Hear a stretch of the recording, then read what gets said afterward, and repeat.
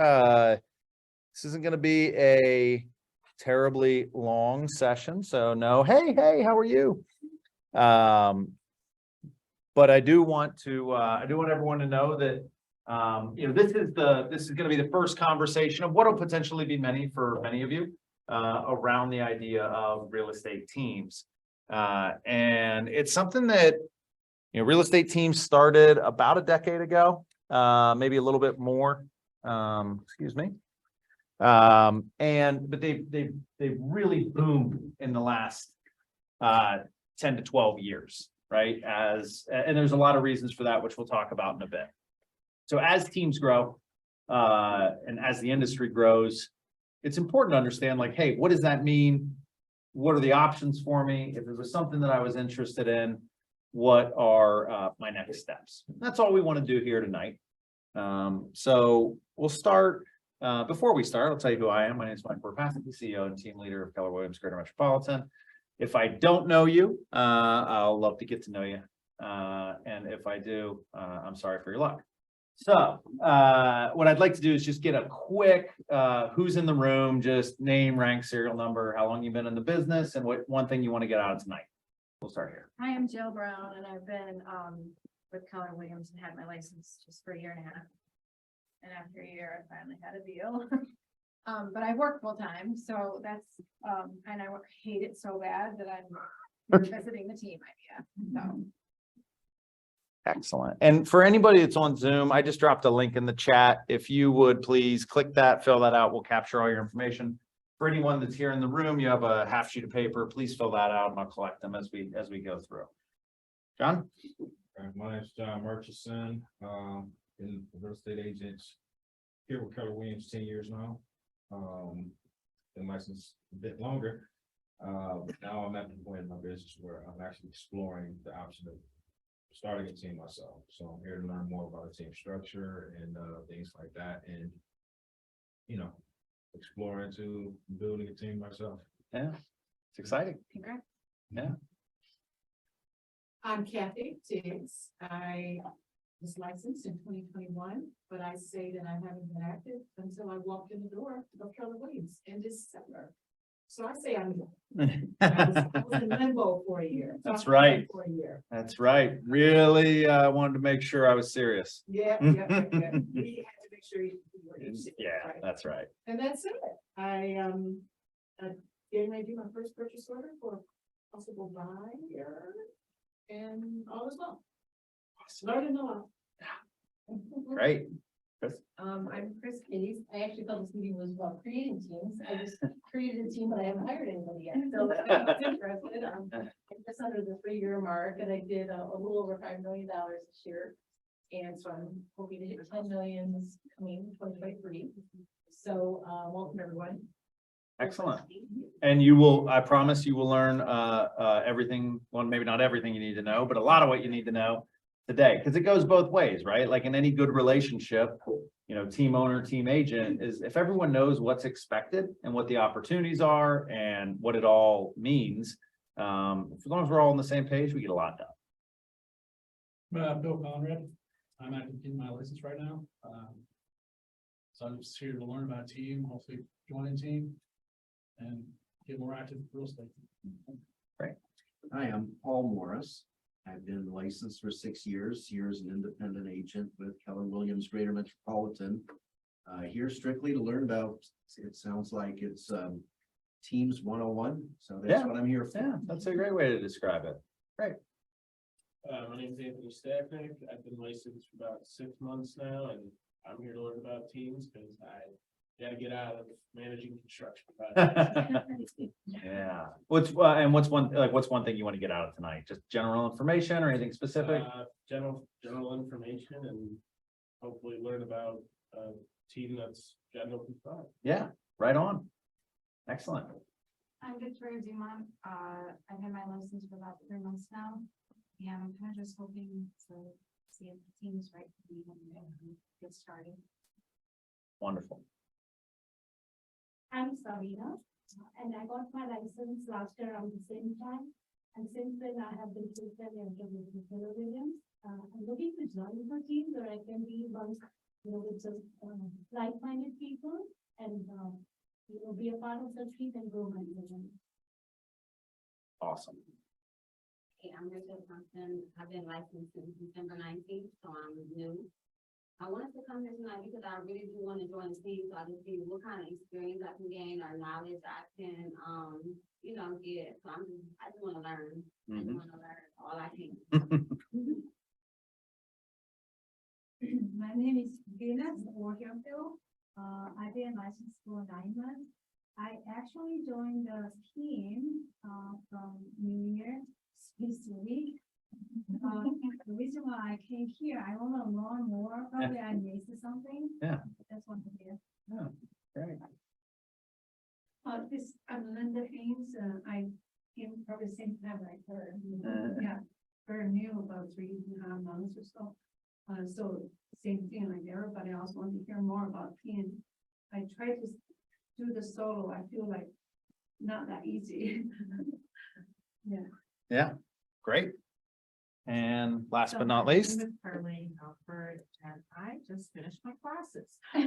awesome, congratulations. She's really, she's been 4 weeks, 4 weeks? Yeah, I would say, yeah. Wow.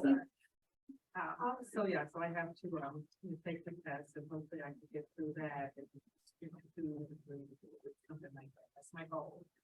But I am here also to, understand the concept of teams and once I sign up with,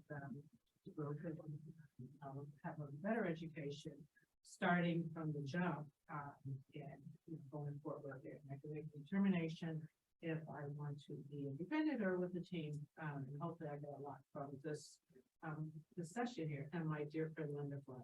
Yes, of course. But as we kick things off here this evening, it's important that a lot of folks will say, there's a lot of things out there about teams, right? And we're gonna try and dispel some of the myths about teams and, bring some reality to what exactly does it look like to be a part of a team, to join a team, to succeed on a team? What does it mean for my short, medium, and long-term success as a real estate agent? Some common myths are, if you join a team, everything's so much easier, right? They, basically they just hand you money, right? That's what teams do. They just hand out money. And other people say, oh, as joining a team, you can't make any money on a team because, you're given 50% or more of your commission to the rainmaker. We're going to dispel both of those myths because, like so many other things in life, the truth is somewhere in the middle. I have maybe a more unique perspective. When I came into the real estate industry, I was a part of a real estate team. And now I run an entire brokerage, and I still do a little bit of real estate business, only commercial, and I do it as an independent agent, right? So the only perspective that I don't necessarily have is that of a team owner, but perhaps, my experience stewarding the brokerage with 459 agents would give me a little bit of leeway to have an opinion about some of that. So we're going to cover all that ground, right? And if you have any questions or if there's anything that you've heard about teams throughout the evening, just raise your hand. Let's have a conversation, right? The number one thing is that you leave here understanding more about real estate teams, more about opportunities on teams, and what your next step would be, right?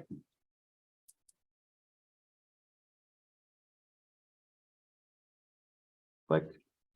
So real quick, I think that the overwhelming majority of the folks are in the room, if not all of them, are either with Keller Williams or committed to being a part of Keller Williams. Interesting thing about Keller Williams is we're the godfather of the team, the real estate team. 20 years ago, the only teams that existed in all of real estate, with limited exception, were typically husband and wife teams, right? Spouses selling houses. And it was few and far between, usually as a brokerage, or more commonly referred to as an agency model, would you see something of a team structure.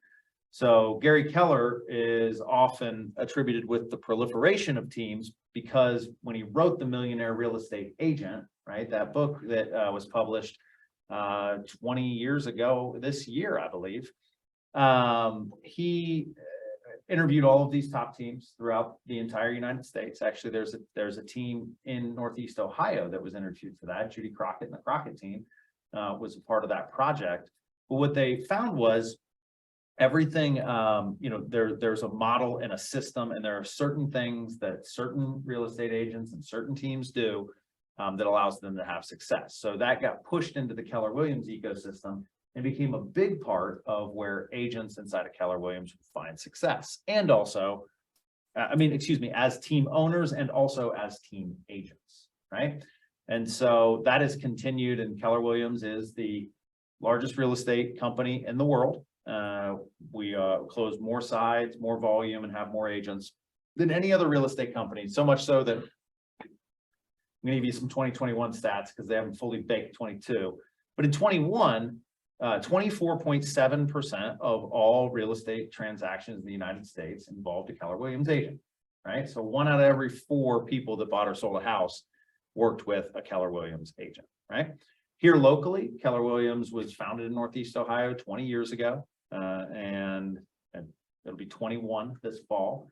But within that 20 years, went from 9 agents in 1 location to there are 7 different franchise offices in Northeast Ohio, over 2,000 Keller Williams agents, and we're the largest real estate company brand in Northeast Ohio, right? So we're #1 in that regard.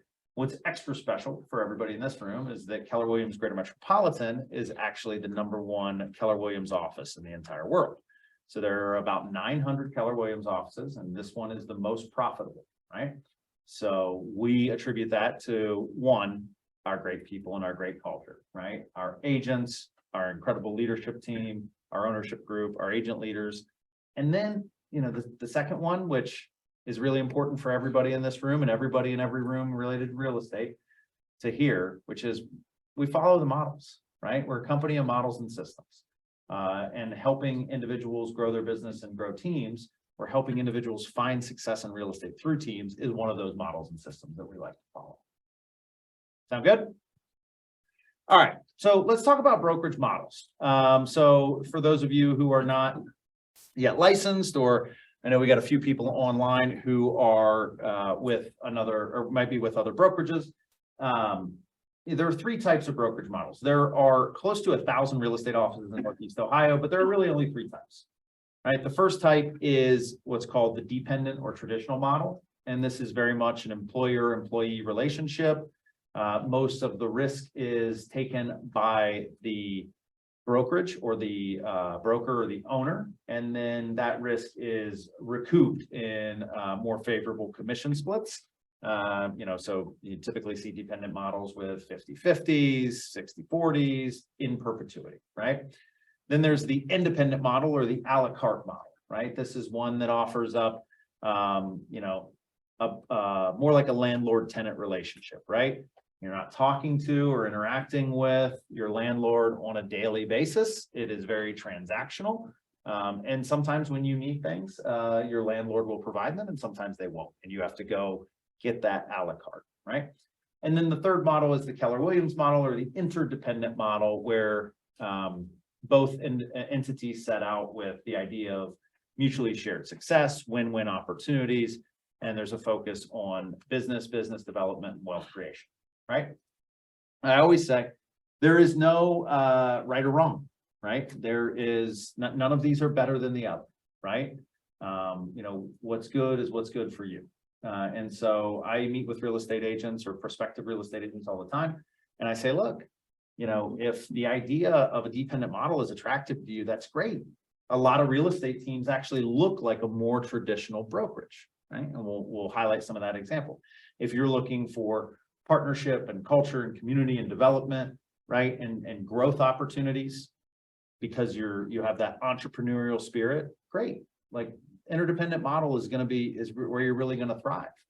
And the independent model is one that, for potentially like a hobbyist in real estate, it's usually a very favorable split to the agent with less support. So if you think you're going to do just a few transactions a year, or you've been selling real estate for 50 years, it might be a good model for you, right? or you just don't want to be bothered. You don't want to feel like you have a boss. You know, you want to roam free. That's great.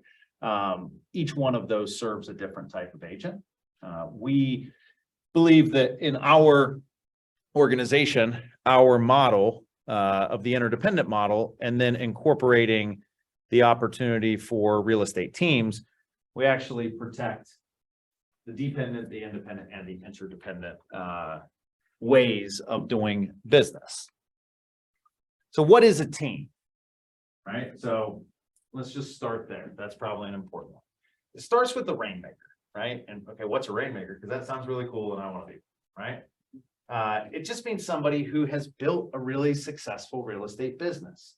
And they are generating business, whether that's leads or opportunities, right? Opportunities being people who have the intention to buy, sell, or invest in real estate, right? A lead is a name with a need. An opportunity is somebody who's probably going to go sometime in the next 3 to 6 months, right?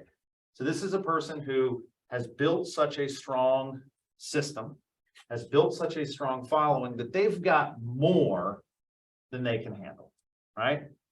And usually that comes second, third year, depending on the strength of your systems. It's probably somewhere between 20 and 40 units on a consistent basis, because 20 and 40 units means that you got 3 to 4 pending at all times, and you still got to find the next 3 to 4 while you deal with these 3 to 4. Cool. The first step for an individual in that situation is to get help, right? And that help typically comes in the form of operations or administrative support. So one thing that we require of our teams at Keller Williams is that they have some operational or administrative support prior to hiring agent help, right?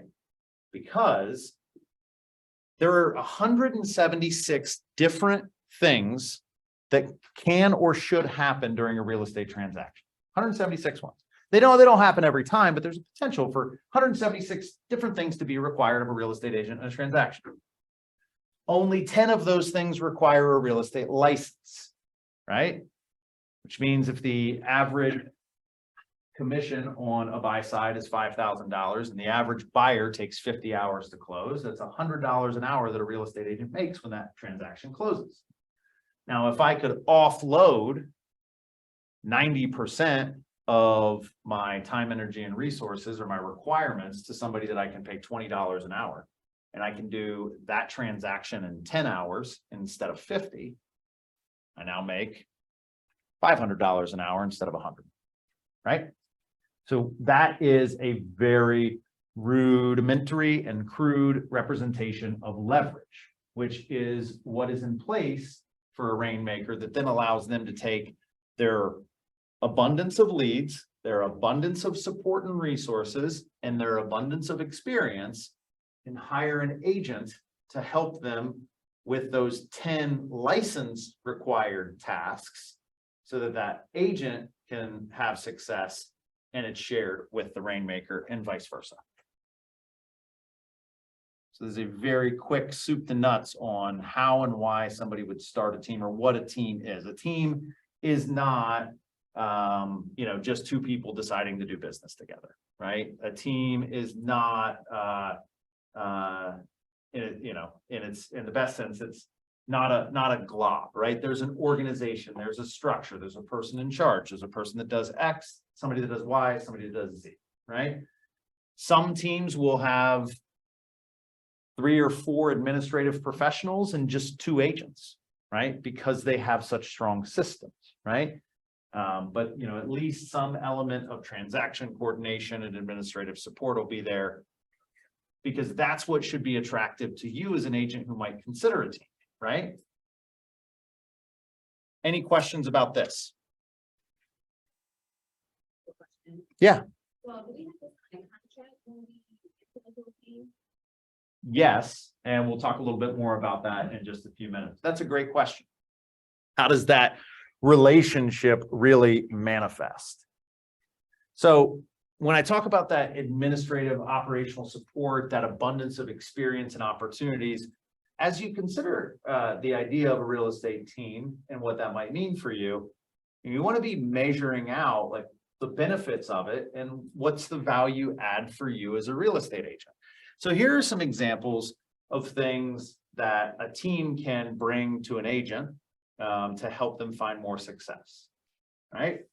We talk about the dependent model or the team model looking more like employer-employee relationships. Now, all of us have some element or some level of entrepreneurial spirit and we want to get up and go. Sometimes for me, I get up and go a little bit harder and a little bit faster if I know that someone's holding me accountable, right? The days I have my call with my coach or the days that I sit in front of the leadership team and we talk about performance are somehow days that I get more done. So for a lot of agents, the accountability is a big part of it, right?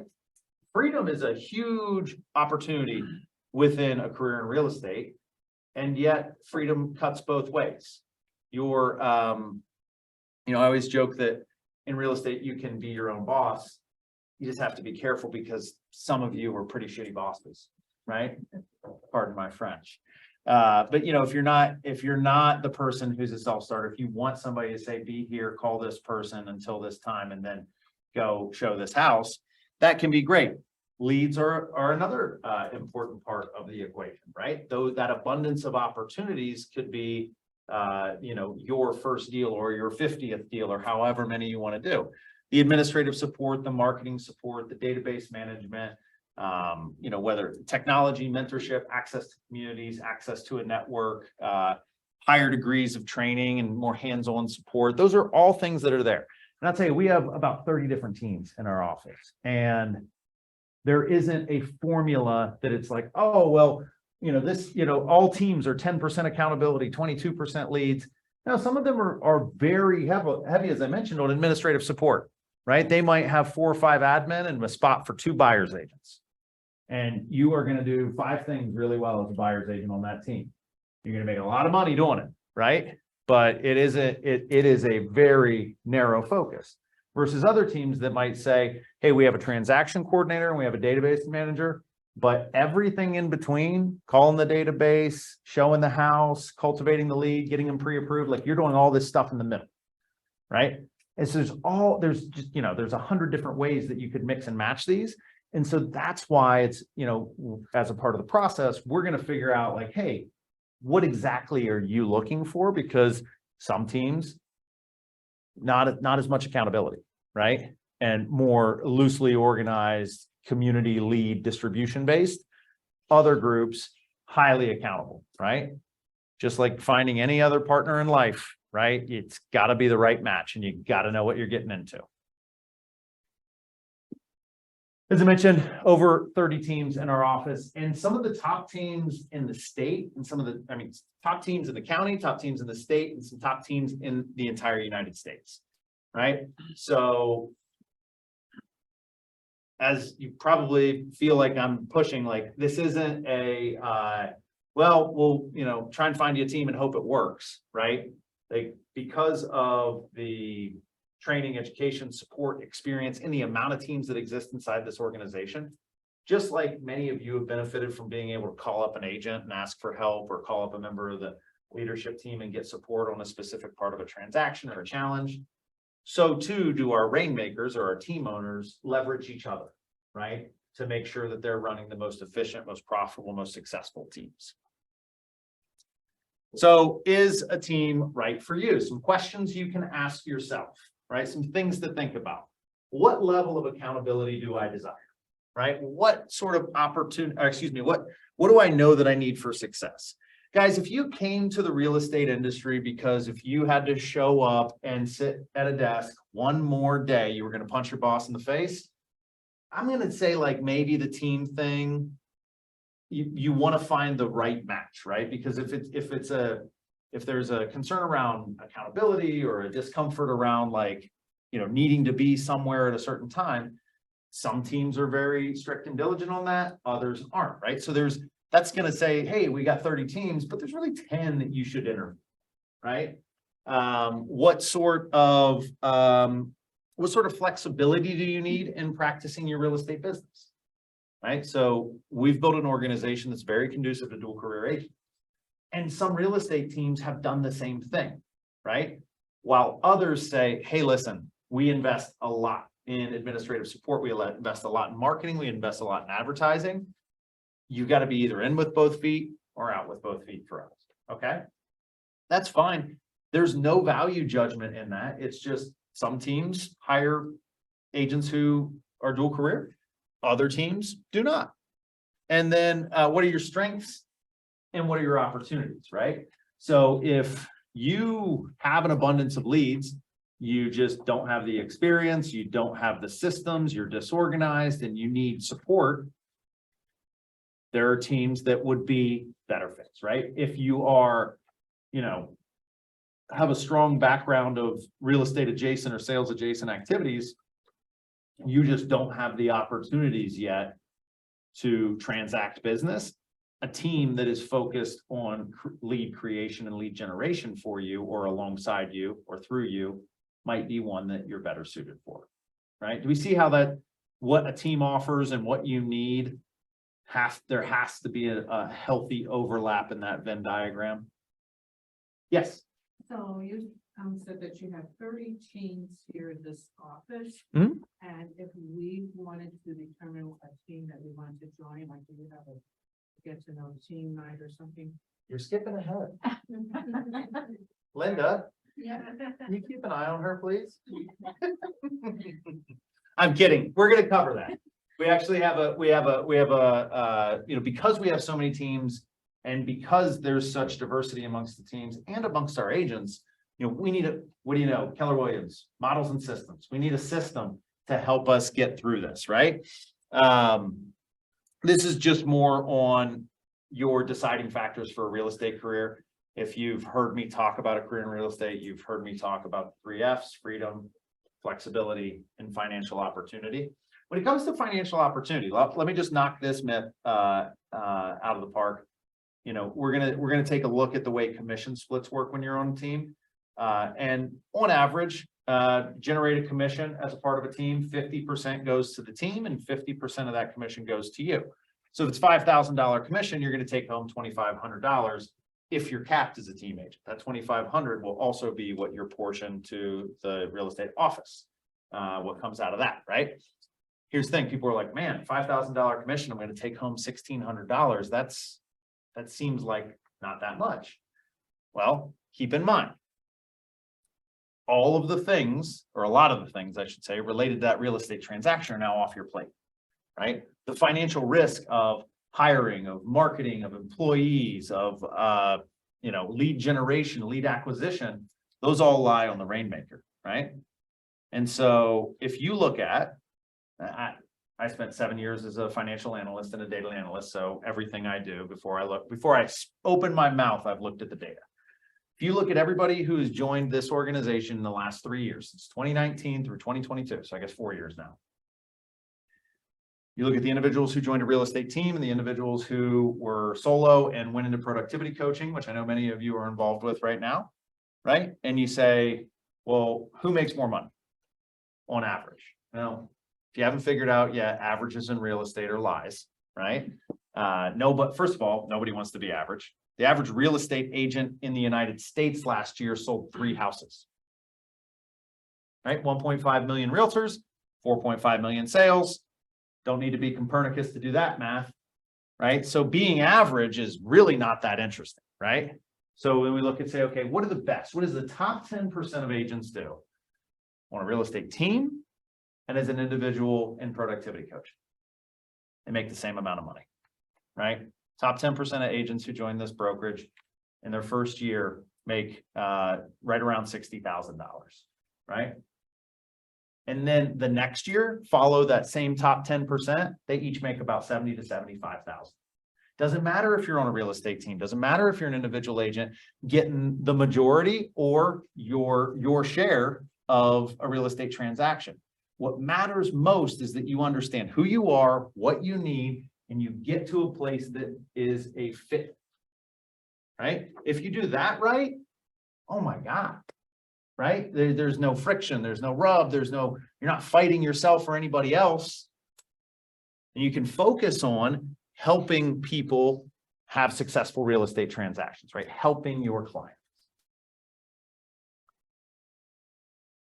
So let's take a $10,000 commission, right? And this is how it works on average. Now, some teams, I will tell you, if there are 30 different teams, there's 31 different commission structures. And I say that jokingly because, you know, some teams will say, hey, if we give you the lead, it's this. If you bring the lead yourself, it's that. If it's a buyer, it's this. If it's a listing, it's that.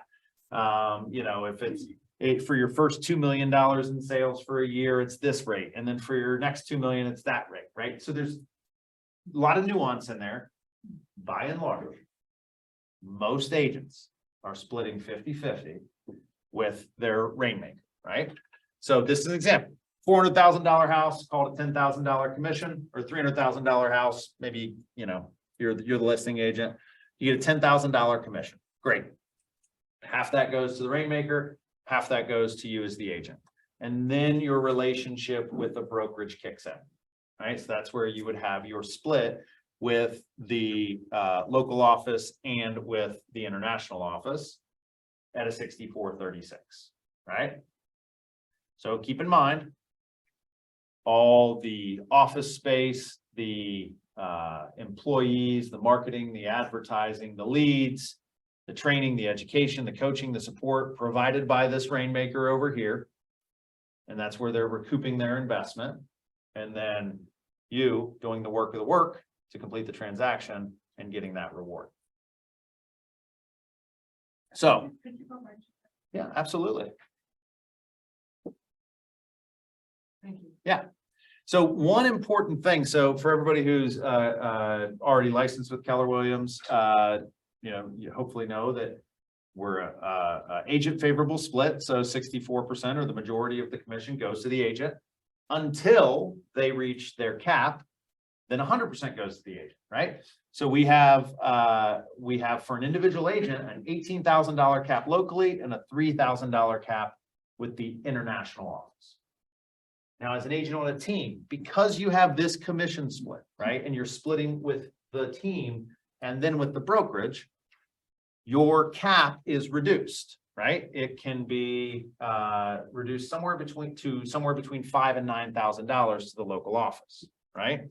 Now, before everybody goes and jumps on a real estate team with the prospect of saving $9,000, in this example, right, there's $5,000 going, you know, anybody who joins a real estate team to reduce their cap to save money, I will show you in hard math, that's not a good reason to join a team, right? You will never change the way your wealth multiplies by changing the way you divide it, okay? What's important to know is that this is our decision as an organization to say, we support teams and the growth of teams. And we understand that if a team follows the models and systems of our organization and leans into the opportunities that we provide developmentally for them and their agents, these agents are going to be less of a drag on our organization, right? They're going to have fewer questions, and what questions they have, they're going to take to their rainmaker instead of me. And so because of that, we reduce the burden, right? So that it makes it not necessarily more attractive to join a real estate team, but it makes it not cumbersome, right? Questions about commission structure and caps as it relates to a real estate team. When you said, your first year make 60 grand. Yeah. Are you talking about like a full-time agent? Well, I mean, some of those were dual careers, some of those were full-time. The $60,000 number came from looking at all of the agents who joined in the last 3 years, their performance, and, you know, and stacked it up and said, hey, out of all these agents, what's the top 10%? What do they average, right? Some agents come in and make $100,000 in their first year, right?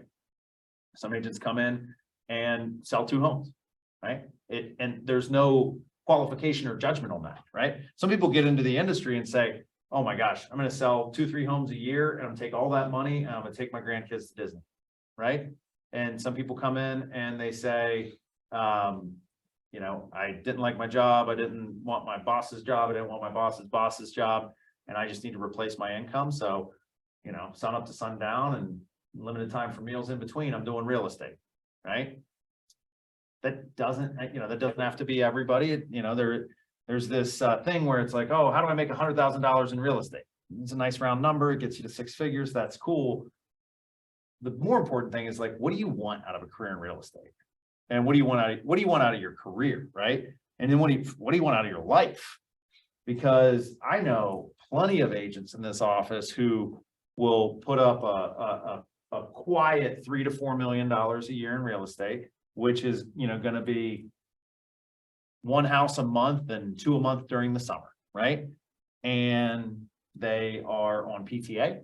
They are in the car line every day, picking up and dropping off from school, right? And it's like, when I first started in this role, I was pulling my hair out because I was like, oh my gosh, like, you're working 15 hours a week doing 3 million. Like, what if you really leaned into it? And they're like, well, then I wouldn't be able to do all these other things that I want, right? And so understand, like, there's everything in life is balance, right? Thank you, Socrates. So we are, creating opportunities for everybody to find that fit on a real estate team through a coaching program and beyond.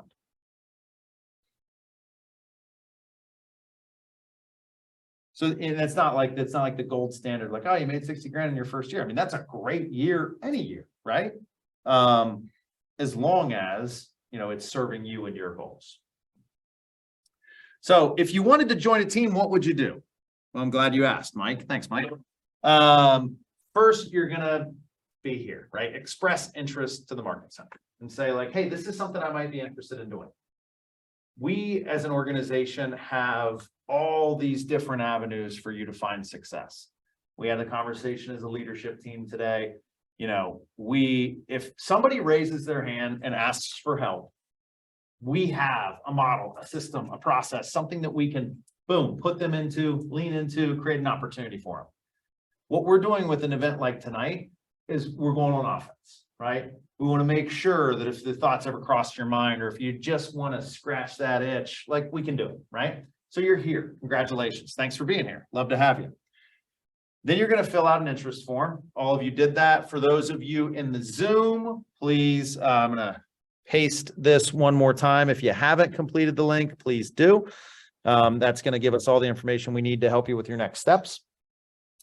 Then you're going to complete the KPA, which is the Keller Personality Assessment. Has anyone in here taken the KPA?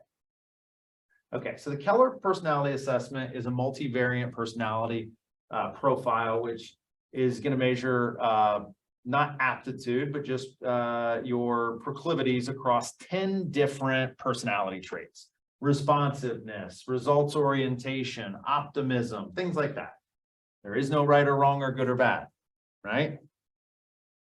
What that allows us to do is to, when you say, hey, I want to interview with a few real estate teams, great. That's their head start on knowing you going into the first conversation, right? What are your tendencies? And they are coached to ask you questions off of that document so that, they have a system to go by. We don't want 30 different teams trying to all recreate the hiring wheel. We want them to leverage tried and true practices for creating good hires. After that, you start interviewing with real estate teams. Our goal, if you say, I'm interested in joining a real estate team, is to introduce you to no less than 3, but no more than 5 real estate teams, right? In some circumstances, there might only be 2, because you might be dual career, and some other factors that would say, hey, only these 2 are a great fit. Let's just spend your time there, right?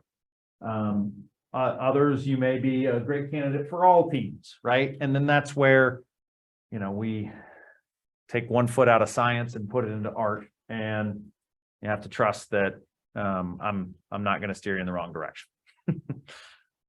Right? And then you interview with that team, you join the team, you have a ton of success, you rave about it, and then you deliver on the first part of our mission statement as a company and start that career worth having. Yes, ma'am. So who makes the decision on if you become a part of the team or not? Is it 3 people or is it 3 or 2? There it is 2. And somebody else from the leadership team, or just you and the trainer? You and the Rainmaker. It's between you and them. So at this point, right, They choose you, you choose them. Okay, and for you to formally be on that team, what we require is, I believe your question, Rachel, was about a contract, right? We call them team agreements. What that's gonna do is DTR, as the kids say, or define the relationship. And that means, what are the expectations if you're on this team, right? Well, we expect you to be here at this time, and to leave at this time. We expect you to make this many calls a day. We expect you to operate inside of this system, right? Update your contacts, whatever. Give us 100 names, right, on your first day, whatever, right? Great. It's also going to say, what do you expect of that team or Rainmaker, right? You're going to have a one-on-one coaching with the Rainmaker every week. You're going to get a new lead a day, whatever it is. Like, they're going to define what they provide. And then a very important part is, think of these like prenups, right?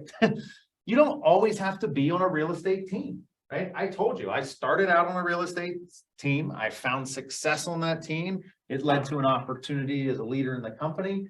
And now I'm not on that team, right? You are not committing yourself to a life of being on a real estate team. The number of people, I'm trying to see if there's anybody in the room, it doesn't appear anybody other than me, that start out on a real estate team, learn the business, find success, really do it. And then at some point, when it serves them, they shake hands and they go off on their own. And then some of them eventually start their own team, right? And so like, you can hit that entire life cycle as an agent. There are also folks who you would have to pry them away from their team with a crowbar, right? Again, there's no right or wrong. Just know it's a bilateral contract for anybody who remembers that from real estate school, right? In that both parties have to agree, right? You can work for me, I'll work for you. When you leave a team, it's pretty simple. Tell the Rainmaker, tell the team. I would tell you that in the last 3 years that I've been the team leader for the company, I've probably seen 50 people leave teams. So I would say 98% of the time, 96% of the time, it is just, hey, it was great working with you. Best of luck, right? There's rarely is there anything. And anytime that there's like a dispute over whose business is what, that's why we have the team agreement, right? Read it. Your job is to read contracts. Be sure to read that one. And then you go off and you tell us too, and we say, hey, that's great. Let's get you back set up on this KW thing.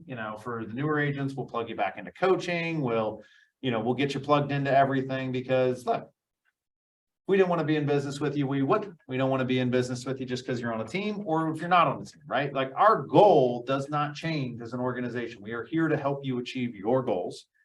Teams can be a great way to do that for all time or for a time.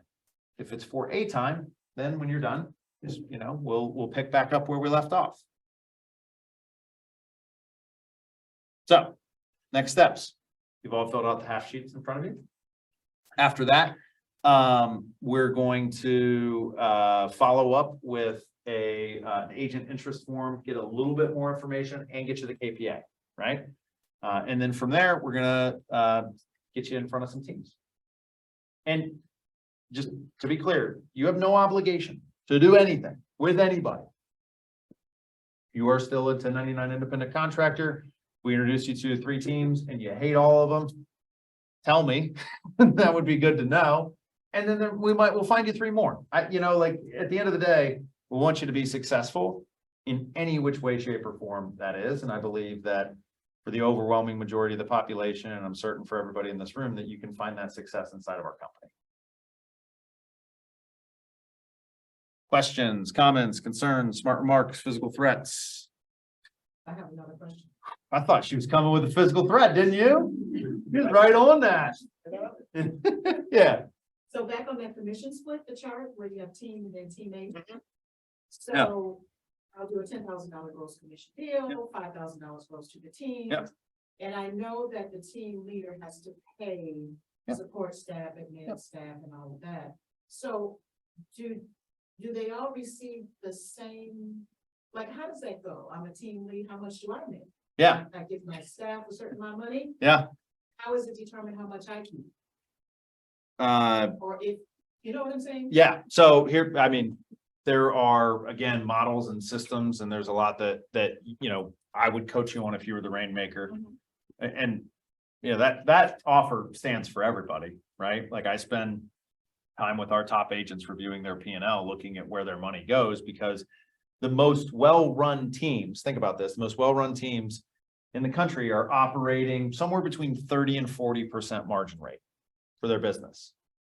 The top individual agents are running somewhere between 50 and 60% margin rate for their businesses, right? So the, you know, the fastest way to turn a profitable business not profitable is to turn it into a team. Not to scare you guys, but you know, if you're not doing it right, you think about this, if the average team is doing 30% profitability in an average referral, if I just gave you a deal and told you, hey, pay me for the deal, you pay me 25%, right? So something to consider going in is, yeah, where are you going to allocate your funds? Which is why it is, you know, fools rush in, right? And for the folks who aren't investing in administrative support or aren't focused on their systems first to really master doing as much real estate business as an individual agent first, they end up with a revolving door of agents because there's nothing for that agent to plug into, right? So much so that they just want somebody to associate with them and give them half their money. That never works, right? So you got to come big with the value and you got to do it in a way that's repeatable and scalable. So them deciding how much they take and what they take, it's, you know, it really depends on the team, right? I mean, there are teams out there that run with very thin margins, but their teams support other ancillary businesses that they run, which have higher margins, right? So if I have a strong listing business and a strong photography business, and my listing business drives my photography business, I can, you know, I can pay my agents more because I'm making more because they have to use these 6 or 7 ancillary services that I provide, right? So there's a lot of calculus that goes into it. I will tell you that for a lot of agents, especially starting out, when they see the commission check and they see what the owner is, the share that the owner gets, sometimes that's oh God, like, I feel like I did a lot in that transaction and, you know, I'm not getting that much. People feel the same way every time, you know, Jamie Dimon is the CEO of Chase Bank, gets his compensation package rolled out, but I sure wouldn't want his job, right? And I promise you, I work with enough rainmakers to know that, you know, no one's on a beach sipping Mai Tais while you're trudging through the water here in Northeast Ohio to sell houses. Like they're putting in the work too. It's just in a different way. Does the team have a cap? A team cap? Some do. Some do. It's challenging because it doesn't become it limits the scalability of profitability for the rainmaker. But we have a policy that at least 22% of all transactions by a team agent have to go to the rainmaker. Now that's on an average of 12 months, right? So you could say, hey, after you do $10 million on my team, I'm going to stop taking a team split, because then you'd have to do another, you know, whatever, 4 million after that. So you'd have to be a $14 million team agent to get it to where you'd be below 22%. And the reason we do that is to make sure that people don't just build big teams that don't provide any value just to reduce caps. So I have a question. Yeah. So the brokerage models in the independent and interdependent. Yes. If I don't join a team where I would have administrative assistants and so forth, will the brokerage be able to have that? For an individual agent, no, right? So there are, you know, we have transaction coordinators who support individuals like as a cottage industry inside of our office. So for a few $100 on a deal, you can get administrative support for that transaction. But first and foremost, everything that we do as a company in the interdependent model is teaching, coaching, and training, right? So your ability to do it, help you build systems around it. But, you know, that is the dependent model where it's like, hey, I got a listing and you hand it to one of the gals behind the front desk and they put it in the MLS. We don't do that. Yeah.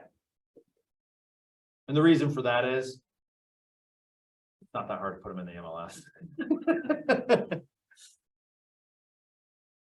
MLS and training everybody all the time. You can get on the MLS and then training schedule nonstop. Yeah, Just particular video showing how you key in the case. yeah.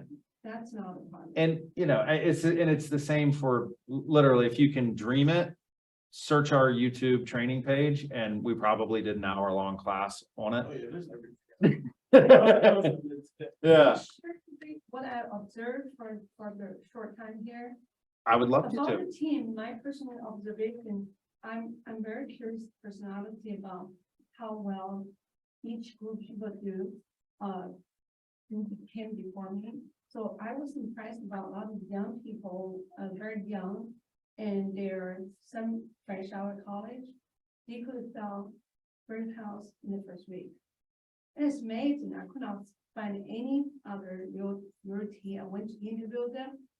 No one said you can sell a house in the first 4 months, but I saw cases in this brokerage.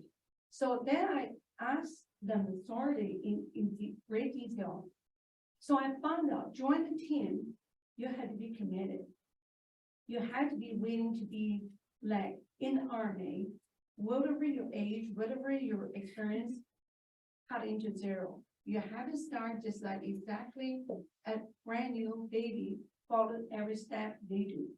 I found that that's how those young people, because they don't know better and they don't have any experience, and they just follow, and if they committed, if the brand leader said, 3 hours, those the list, give to you, they would do it. They would really do it. I saw the Yeah. young people, they just stand here 3 hours in that little cup hole and just calling. And then when they get in the middle time, come and do a drink, free, everything here free. They were deep freeze and then they were gonna get rejected. I saw how bad they look. And I would sometimes go to all of them and say, hey, you do great. You know, I really love it to see that, but I'm just trying to tell everyone. I could not commit it last year. I have a 100-year-old mother-in-law. She may be in the house with me. I spent 6 months of last year. If I commit any team, I would be the bothersome. I can't commit it to be my own action with them. Then I feel bad.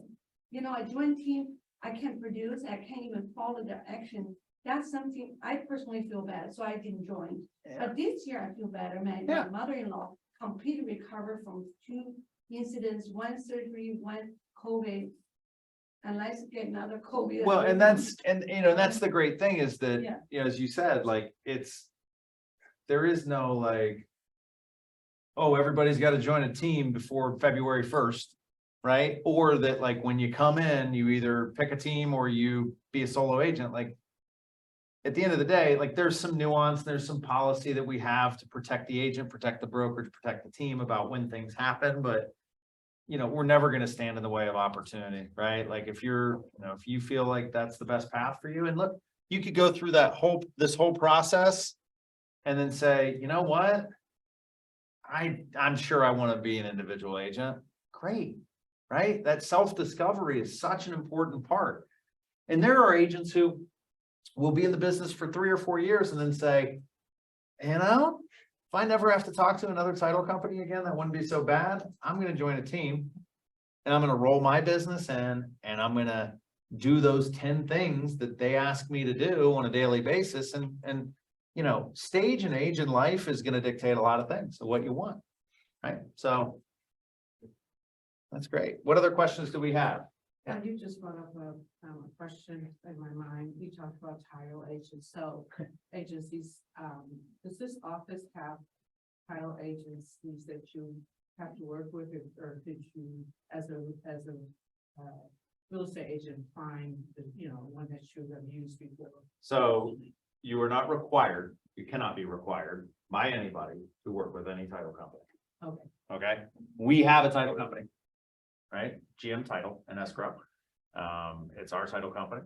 We love them. We like working with them. We hope you would like working with them as well. You'll see them a lot. They're great. They provide great service. They're integrated with our systems. It's wonderful. If your sister owns a title company, yeah, you're probably gonna use your sister. That's fine. You know? Okay. You know, and you know, if you get into an affiliated business arrangement, that just has to be disclosed on transactions, can't be in multiple, et cetera, et cetera. We'll cross those bridges when we come to them. But no, there's no requirement to use our title company, though we hope you would. Thank you. Yeah. I'm sorry, who are you? I'm Rudolph Jones. The first? Third. The third, ladies and gentlemen. How you doing, sir? Good. Long time no see. Happy New Year. How do you determine who on the team gets the 5K and who gets the 9K first?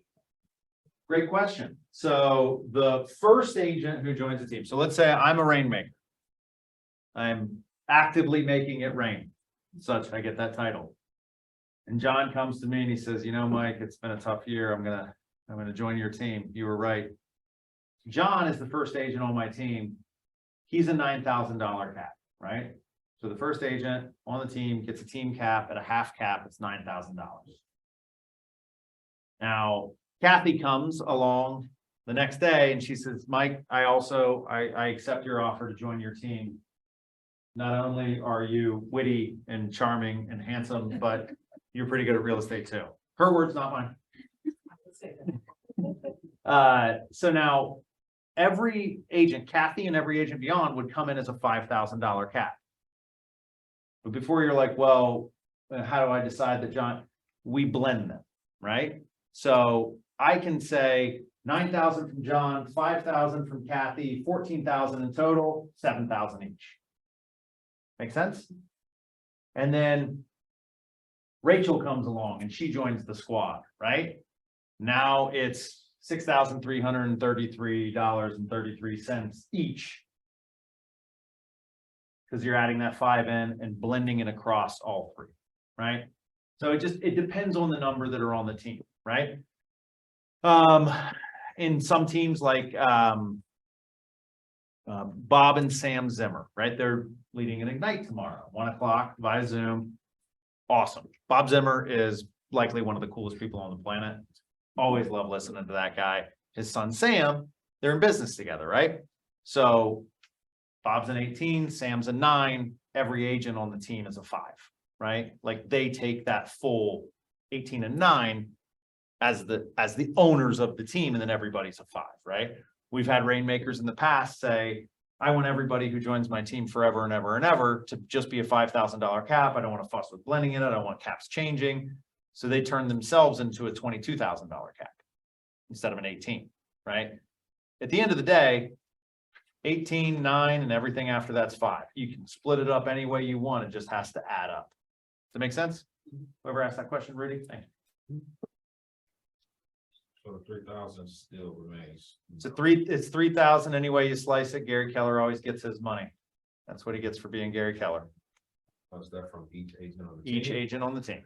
So you always have a $3,000 cap to royalty, right? So it's the 5,000 or the 9,000 plus the 3. Or somewhere in between. Yes, plus the 3, just like it's 18 plus the 3. Another question. Yes. If you get a lead from the team, is that lead, we have to give a percentage because of that lead? So it's gonna depend, right? Like every answer you're ever gonna get in the history of real estate, it depends. It is unlikely that there would be any transaction taking place when you're a part of the team that you would not be contributing to the team. Right? So that split's always on. Because, guys, leads are cheaper than 50%. If you're joining a team just for leads, you're overpaying. Right? The economies of scale happen when you are getting administrative support, marketing support, database support, leads, coaching, training, in-deal support. And instead of paying 39% for the lead, you're paying 50% for the whole buffet, right? That's the advantage. When I coach rainmakers, I coach them heavily on there are 5 areas that they should be focusing on for their team. Culture, training, support, leverage of technology, and leads. And let them know, like, if your culture is bad, people will leave. If your culture is amazing, people will pay you $0 to be a part of amazing culture.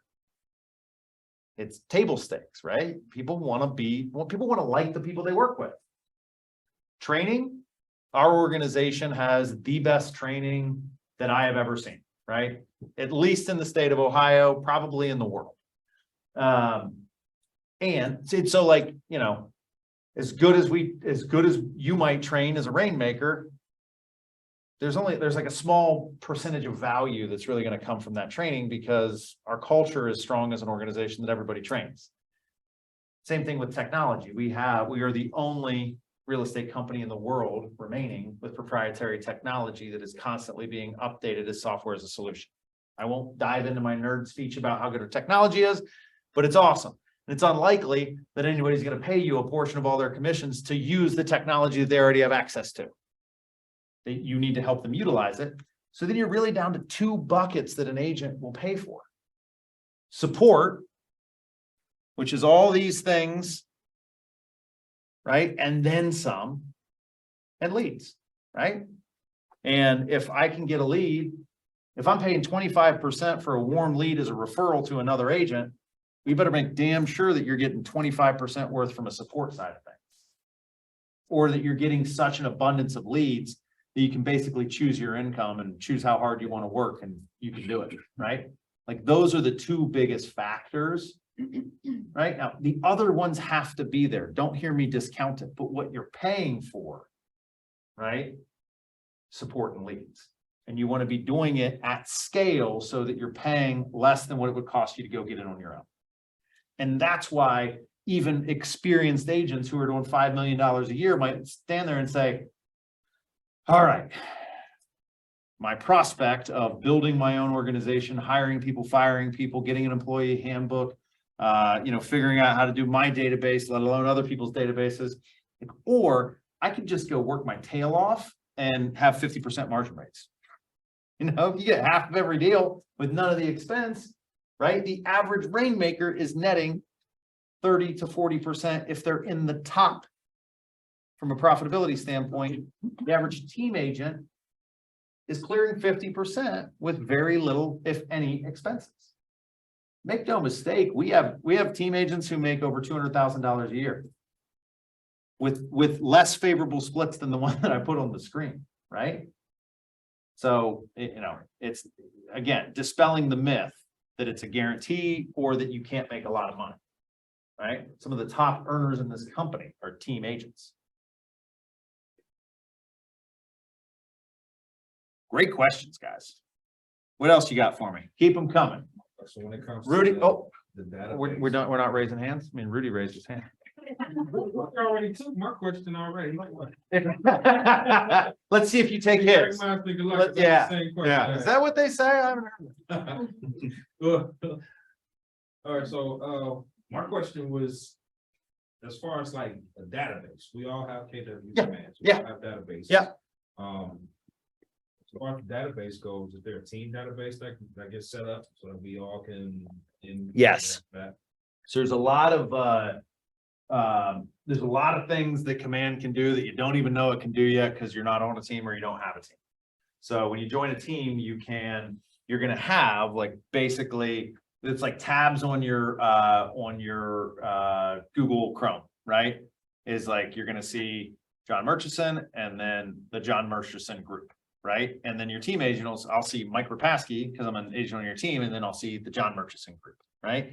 And so, and you can do things like when you have a lead from your database that you want to give to me, you can allocate that lead and it sits in my contacts and I have access to it until which time I close that business. Or you say, Mike, you didn't follow up with Jill for 2 weeks in a row because you were busy. I'm taking that lead back. Yoink, comes out of their database. So, I mean, there's a lot of sophistication about the way that comes together.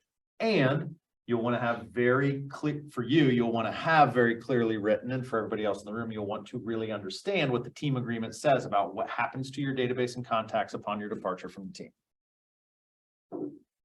That make sense? Tracking? I barely kept up with that. Yes. I didn't raise my hand the first couple of times. I'm just picking on John. So,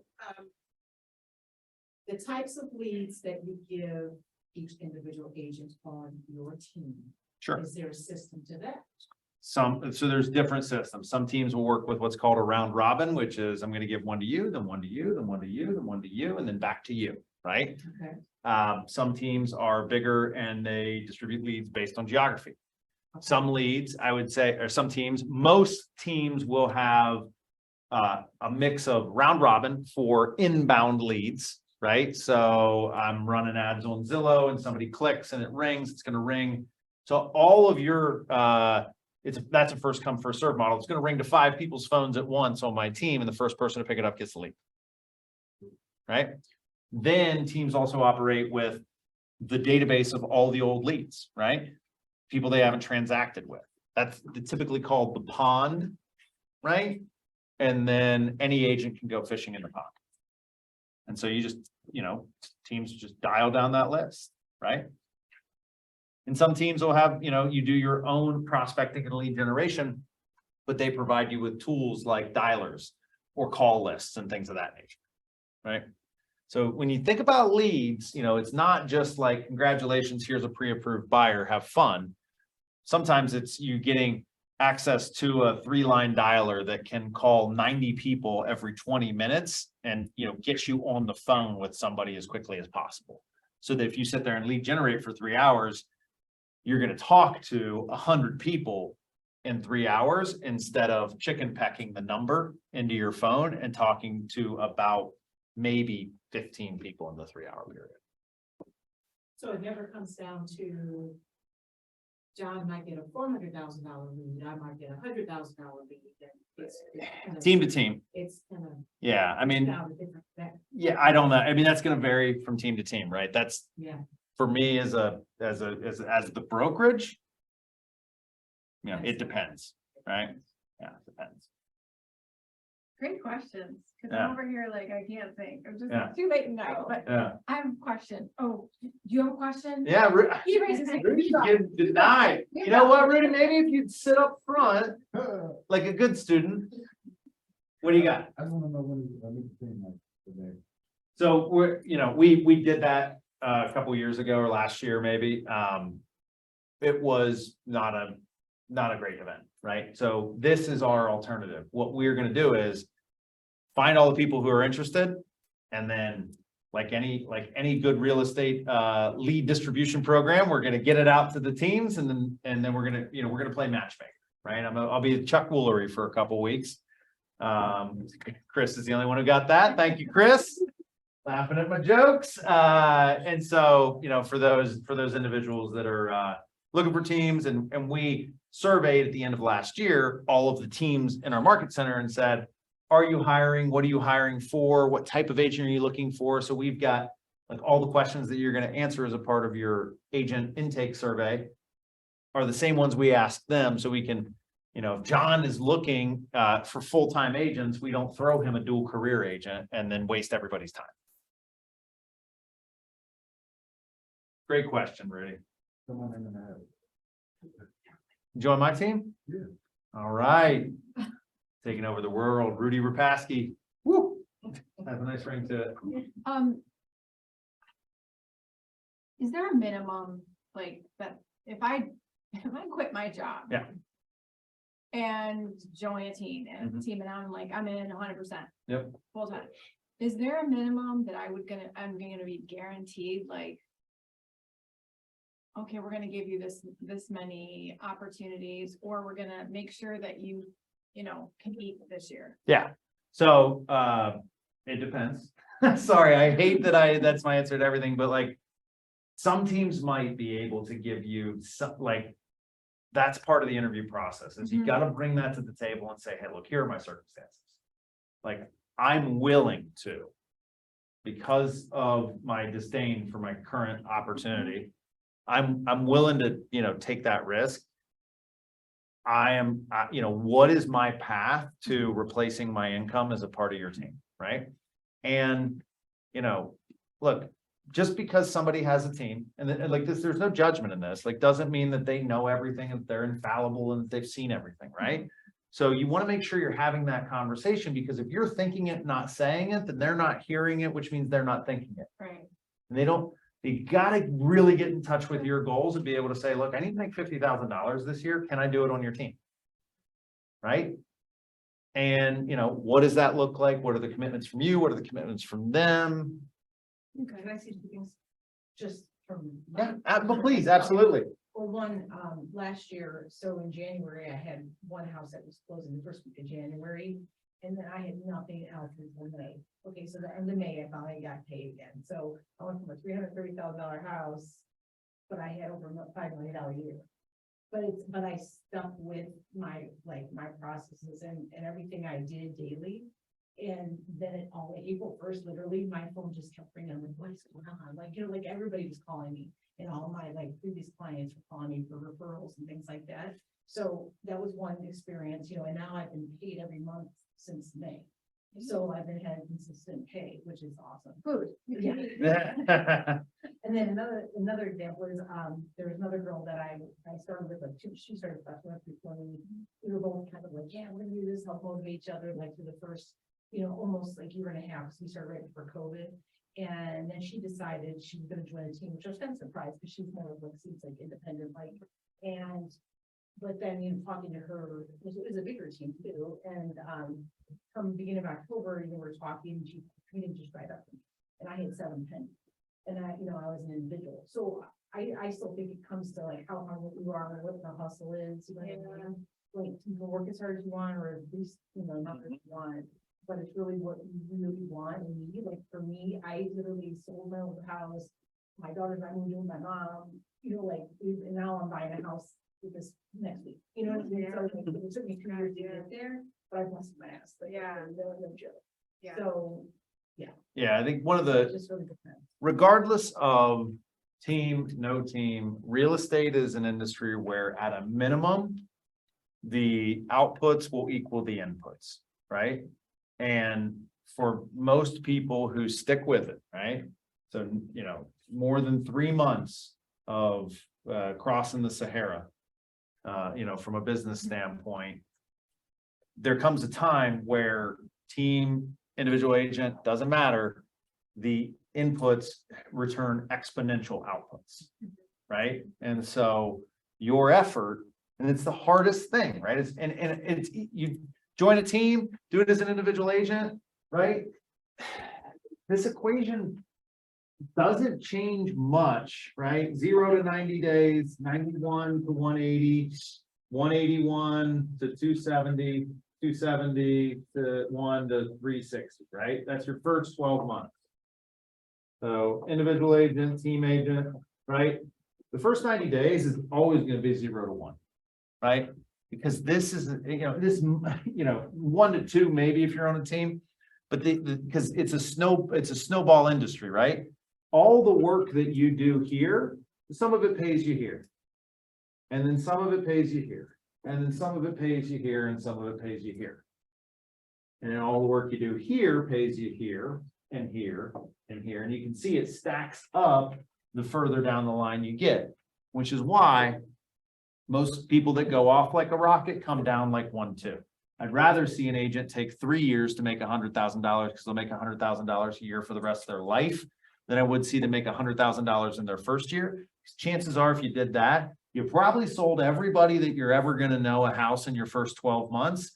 And now you don't know what the hell to do, right? Because it's the person who gets comfortable getting the lead that's going to be the most successful in the long term, right? And there is not a team in this market center, and there's not a team in Ohio that makes economic sense for, to hand you the lead, right? And they don't do it, because if they had that good of leads, they would pay you even less. So the leads will be better, or they will be more abundant, but few and far between are the opportunities where you are gonna be able to be handed 24 pre-approved buyers and 12 listings from your Rainmaker every year, right? The funnel looks the same from like, I gotta call this person, I gotta pre-qualify, I gotta get them pre-approved, I gotta show them houses, I gotta do all that. You're just gonna have more opportunities, you're gonna be able to do it more quickly. And most of the support's gonna come on the back end. It's amazing. Some teams, you go on a listing appointment, you take the listing, you're done. Somebody else holds the open house, somebody else cleans the house, somebody else does everything, right? Most successful team in our market center pays their listing agents 35%. 65% goes to the Rainmaker. The most, the highest earners in our organization are those listing agents, because many homes as they want to list, sit at the kitchen table, get the people to sign, next, right? So that's where your opportunity as a team agent is you're shrinking your required tasks, getting really proficient at them, and then leveraging other people as experts around you. I saw a hand. I have a quick question. When it comes to commission splits, I don't know if this is the way it works. So say we have that 10,000 comes in, we split that.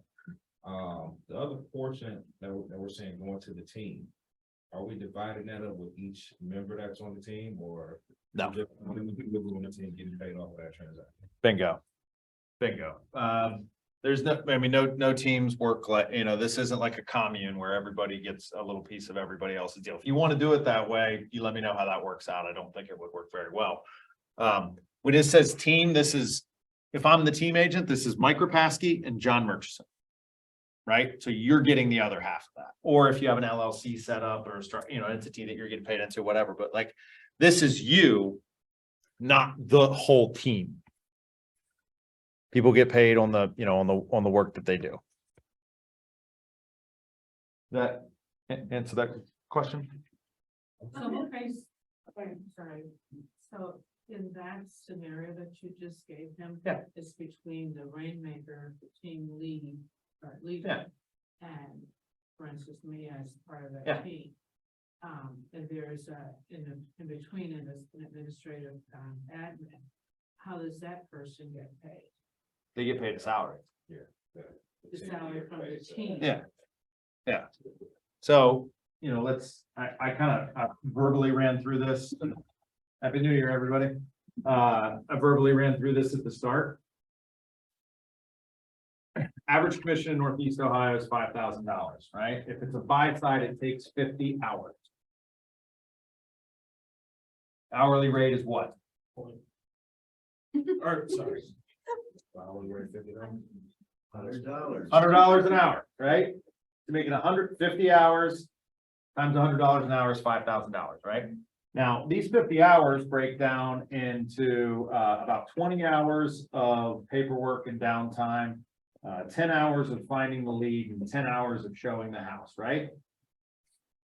So now I take this, I take 10. or sorry, 20 hours of finding the house, 20 hours finding the house, 20 hours, 10 hours finding the deal, 20 hours finding the house, 20 hours working the deal. So now I say, hey, listen, I'm gonna hire Bill. Wild Bill's my operations manager. I'm gonna pay Bill $20 an hour, right? And he's gonna work for me. And so I take these 20 hours off my plate, and I also take $400 out for pay for him. So now $4,600 is my hourly rate for those 30 hours, right? Which is $153 an hour, 153.33, right? So I just gave myself a 50% raise by hiring out 40% of my work, right? Now, if I'm the Rainmaker and I say, well, you know what, I'm just focused on generating the lead. So now I'm going to do 20 hours. I'm going to hire John as a buyer's agent, right? So now I'm going to pay him 50%. That's another 2,500 out of this, right? So this minus 2,500 is, I'm getting paid $2,100. John's getting paid $2,500, and Bill's getting paid $400. Bill's making $20 an hour. John did these 20 hours at $2,500. He's making $125 an hour. And I did those 10 hours at $210 an hour. That is leverage That is why to create a team. That is why to invest here, right? And this is also why by joining a team, I can give myself a 25% raise. That is a win-win, right? Because while Bill's gonna be a real estate agent, you know, go to Julia Cumming, Erica Carr, Carrie Mitchell. I mean, Erica was my transaction coordinator, right? She does not want to sell houses. She does not want to run buyers. She does not want to lead generate. She wants to do this, right? So the win for her is here. The win for the buyer's agent is here. The win for the rainmaker is here, right? This is rooted in an abundance mindset, right? Because if it's like, oh, there's only $5,000 to go, to hell with that. You could do as many of these, right? So if I spend 50 hours a week doing one deal and I make $5,000 and $100 an hour, or if I spend 50 hours a week getting paid $210 an hour generating leads, 50 times 210 is $10,500, right? So I more than doubled my income as a result of doing fewer things. And that's, you know, that's the clearest example you've given this whole hour. of Where, How's the money work? yes, or how to envision that, you know. I say all the time, these slides, they trip me up. Just give me the whiteboard and see what I say. You know, I'm hearing it for the first time too, Paul.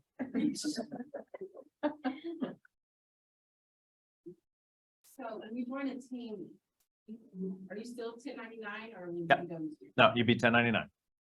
Be 1099. You still have a 1099 relationship with the brokerage. The team agreement is merely a stated association with another group, right? With another individual. As far as the IRS is concerned, 1099, you gotta pay them. Either way, you gotta pay. Yeah. Try as I may, I haven't found one, I haven't found a way out yet. Yeah, you could just not pay them, but that's probably not a good idea either. I know some agents that have done that, would not recommend. So with the split, I'm sorry. Yes, Kathy. So you're 1099 though, not on the 5,000. Correct, you're 1099 on what you actually get, like you pay the team. That's a question for Julia. That's a question for Julia. She sends out all the 1099s. If I gave you an answer, you know, typically I like to make stuff up. When it comes to taxes and things that like are not actually my job or things that I have control over, I won't make it up. So I'll just say, I don't know, and Julia can tell you. I was looking for, it depends. Oh, yeah. If your portion that like, if it's $10,000 transaction, you're not, and you get 5,000 of it as the team agent. Yeah, you're not paying on the 10,000. Right, I know that. Yeah.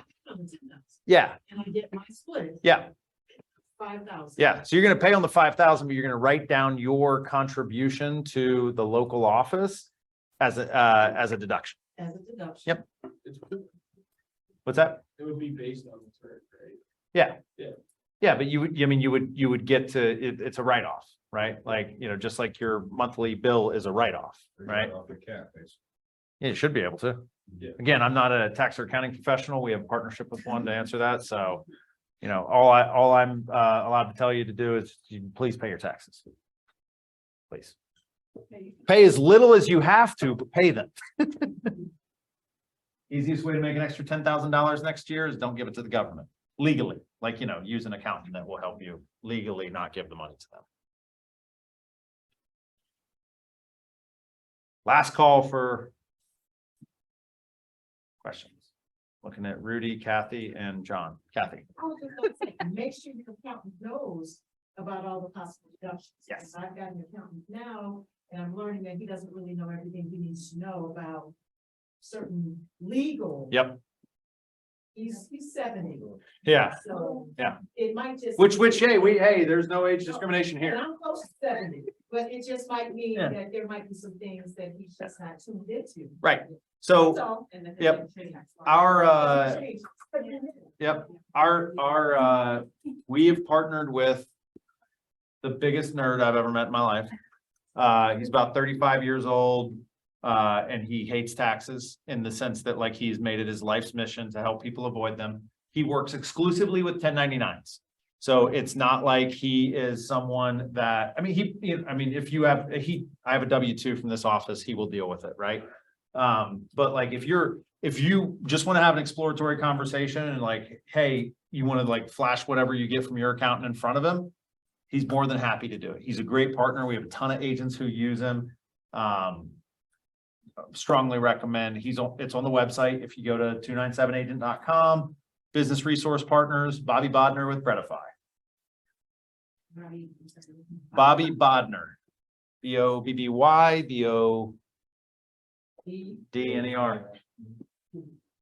Bobby Bodner. Yeah.